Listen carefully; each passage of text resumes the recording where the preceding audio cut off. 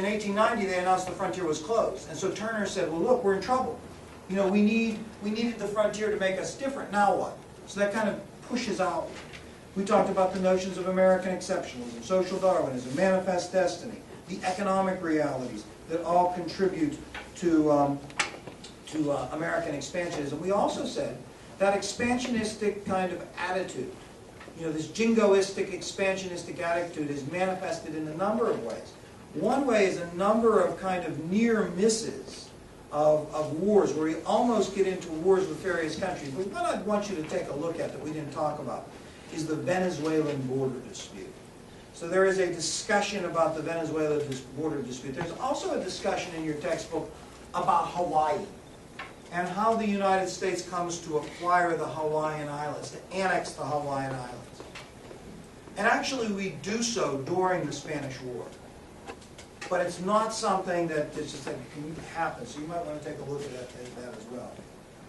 But we said the greatest manifestation of American expansionism is our actions in Cuba. And what country possessed Cuba as a colonial power? Go ahead, Lawrence. Spain. Spain. And so what was the problem between Cuba and Spain? What did the Cubans want from the Spanish? What did they ask? They wanted independence. And so they were fighting for their independence. Well, why were we, on any level, kind of involved in that? What causes us to get involved in that, if you think about it? J.R., I mean, fundamentally, I said, why do we get involved in the Spanish War? Because we helped the Cubans get their independence. But why? Why are Americans so interested in that? We had a lot of investments and money in Cuba. Oh, yeah, I mean, you could say that there were Americans' financial interests there. Sure. We did the same thing 100 years ago. There was sort of natural sympathy. What fueled that natural sympathy? Something fanned it. Yes? Basically the idea that the Cubans were fighting our fight. Yeah, and I guess that message kept coming across in the yellow journalistic magazine, or the yellow journalistic newspapers.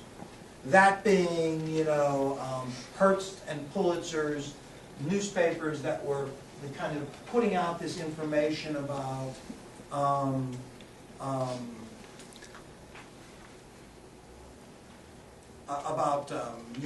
the atrocities that were being perpetrated by the Spanish against the Cuban people, and fanning kind of a desire to intervene on the behalf of humanity. And many Americans supported intervening in Cuba, and once we decided to intervene in Cuba, enthusiastically supported the Spanish War because they thought they were doing a good thing. To some extent... Sharia Pringle, report to the office. Sharia Pringle to the office. To some extent, McKinley didn't lead the country into war. The country kind of led McKinley into war, right? I mean, McKinley was kind of resistant to it. It is the country that sort of gets away from McKinley and eventually kind of sets the stage for the war. But we're clear we're not going to take Cuba. We know, even though we declare war, we're not going to take Cuba. How do we know that? What amendment? Yes, go ahead, Andrew. The Teller Amendment. And that said we would not take Cuba. Now, the war was relatively short, but it was not all fought in the Caribbean.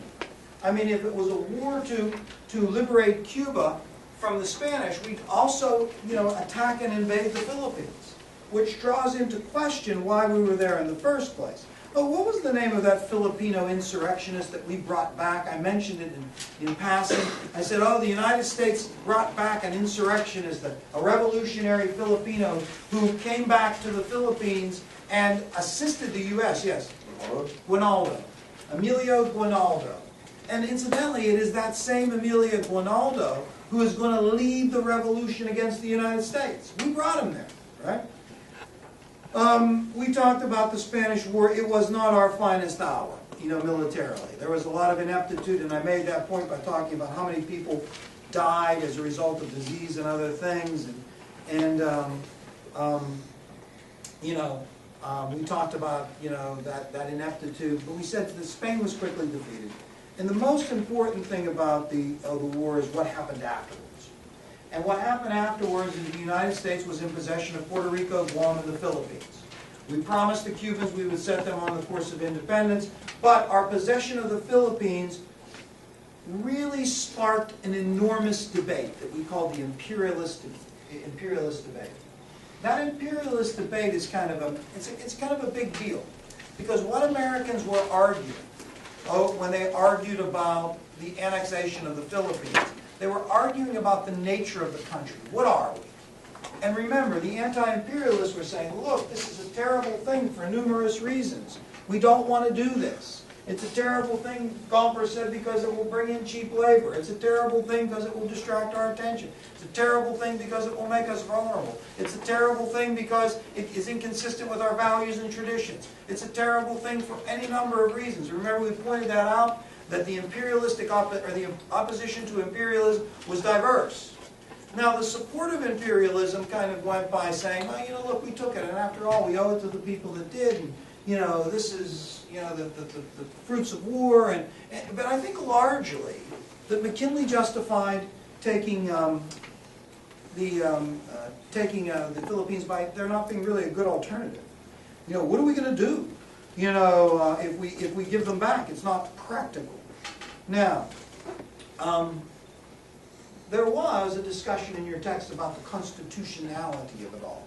So you might want to take a look at that. And there's also questions in your text about what we just mentioned, the Filipino response to our actions there, right? And they revolted, which is the Filipino insurrection, which we kind of brutally put down. Now, the last part of the test here has to do with some of the things that we talked about today. The open door in China. And the open door in China is the result of the Spanish-American War. The Spanish-American War is this conflict that occurs that results in the possession of the Philippines. Now in possession of the Philippines, if we're going to make a practical advantage of this colonial possession, and we control Hawaii, Guam, and some of the other islands, then it's going to be important to get involved in, you know, trade with China. The problem was, trade with China was tied up. And so how to get in? Well, how to get in is to proclaim and try to encourage and promote something called the open door. And the open door, who was the Secretary of State that promoted that? We said it today. John Hay? John Hay? The open door. The open door said that, look, the United States was committed to free and fair trade in China. It was also something else. After the Boxer Rebellion that we mentioned today, we said there was another element of the open door that the United States was committed to. Besides free and fair trade in China, the open door also? The U.S. supports China as a sovereign country. Yes, the territorial integrity of China. Okay.